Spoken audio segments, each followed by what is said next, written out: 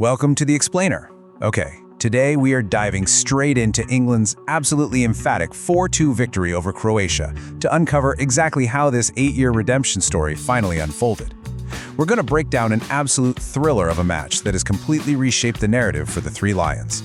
We'll look at the tactical shifts, some incredible standout individual performances, and exactly how England managed to dismantle a perennial powerhouse on the world's biggest stage. But to really get why this result felt so monumental, we actually have to hit rewind. July 11th, 2018, Moscow. Extra time. For literally anyone following English football, that date carries some serious, solemn weight. This was the heartbreaking semi-final defeat where Mario Mandzukic found the back of the net and just sent England packing. It was the night Croatia broke English hearts, kicking off 8 long years of hurt, and it created this painful memory that's kind of haunted the national team through every major tournament since. Okay, let's dive into the present day. June 17th, 2026, Dallas, Texas. The setting couldn't be more different. Under the bright American lights, England arrived not just to play a standard group stage match, but ready to settle an 8-year score. You could feel it. The atmosphere was charged with that specific kind of tension that only comes from a deeply rooted sporting rivalry. They stepped onto the pitch knowing, for sure, that this was their ultimate chance for redemption. Talk about a contrast, right? They completely left behind all that heavy psychological baggage from 2018 and replaced it with the sheer momentum of Thomas Tuchel's current squad. They walked into Dallas in superb shape, boasting a flawless defensive record in the qualifiers. We're talking 8 wins and exactly 0 goals conceded. That is a perfect defensive shape. They weren't just hoping for a good result. They had the structural discipline that demanded one. But let's be real for a second. We have to acknowledge who they were facing. Croatia came into this tournament sitting 11th in the world rankings. And even more intimidating than that ranking is their pedigree.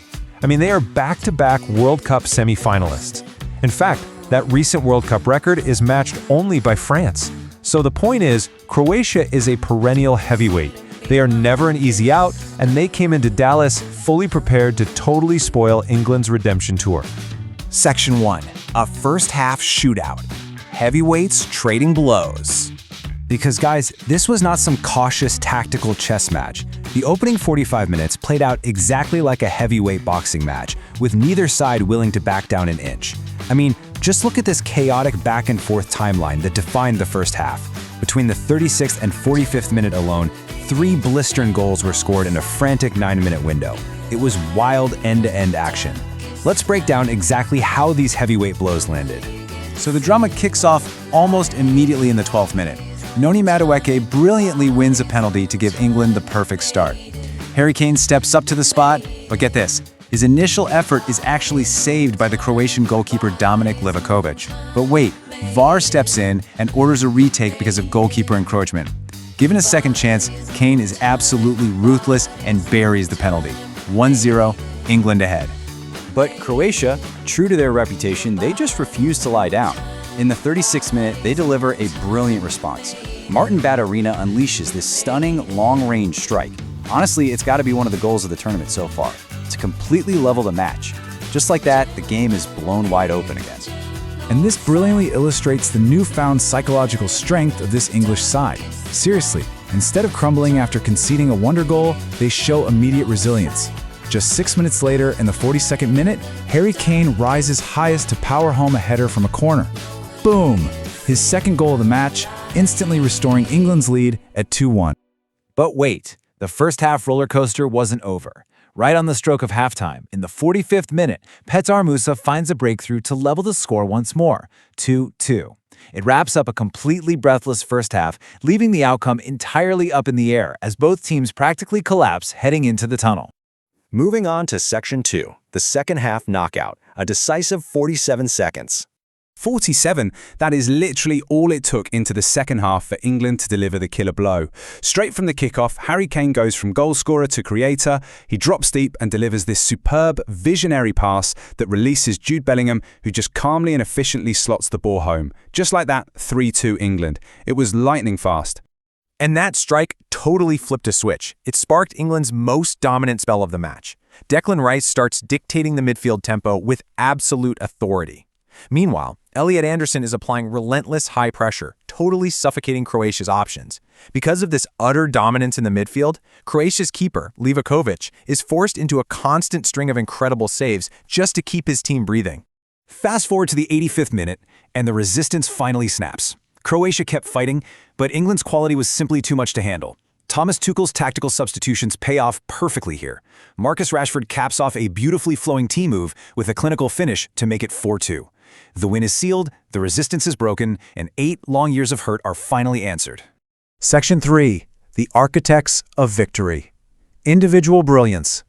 Now, what's really interesting here is the elite historical company Harry Kane is keeping right now. He ended the night with a complete captain's performance, 2 goals and an assist, and incredibly, only Kylian Mbappe has scored more goals than Kane across the last 2 FIFA World Cups.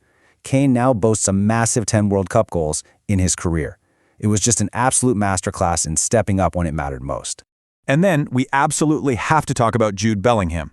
The 22-year-old Real Madrid star didn't just score a goal, he entirely shifted the psychological momentum of the whole match with that instant second-half strike. When England desperately needed a moment of pure quality, the player many consider the best midfielder in the world delivered it, instantly. Having someone who can land a devastating psychological blow like that, that's exactly what separates the real contenders from the ordinary teams. Finally, Section 4. A message to the world, beyond Group L. Let's bring it all together. Yes, this 4-2 victory officially puts England at the top of Group L alongside Ghana. But the real victory isn't just about points on a table. It's about the terrifying statement this sends to the rest of the tournament field. Let's summarize exactly what makes this team so dangerous right now. They possess a world-class striker in absolute peak form. They have the best young midfielder on the planet pulling the strings. They are built on a defensive system that was practically perfect in the qualifiers. And tying it the whole shebang together is Thomas Tuchel, a Champions League winning manager who knows exactly how to win under pressure.